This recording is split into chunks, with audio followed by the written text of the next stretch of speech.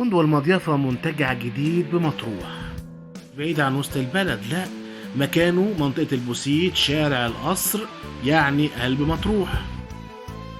الفندق أصدقائنا يعتبر 3 نجوم تقييمه، لكن خدماته أعلى من كده. زي ما احنا شايفين في حمام سباحة كبير، وكمان في حمام سباحة للأطفال. الشاليهات حواليه من كل اتجاه كلها بتبص على حمامات السباحة.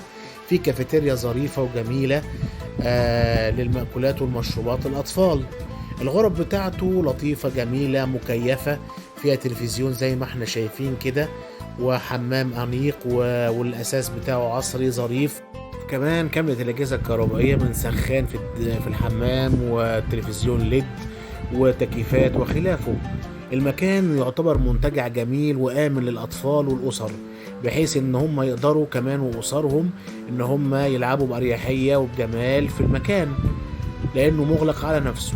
أما ده المطعم بتاع المكان اللي قام أصدقائنا بالوجبات فطار وعشاء. العشاء وجبة أساسية، يعتبر هو الغداء، بس بنأخره شوية لأن احنا عاملين عرض مميز جدا الصيف ده. رحلة بالانتقالات من القاهرة للفندق، وكمان في من اسكندرية. والرحلة شاملة رحلات داخلية للشواطئ الرئيسية في مرسى مطروح، وكمان رحلة يخت.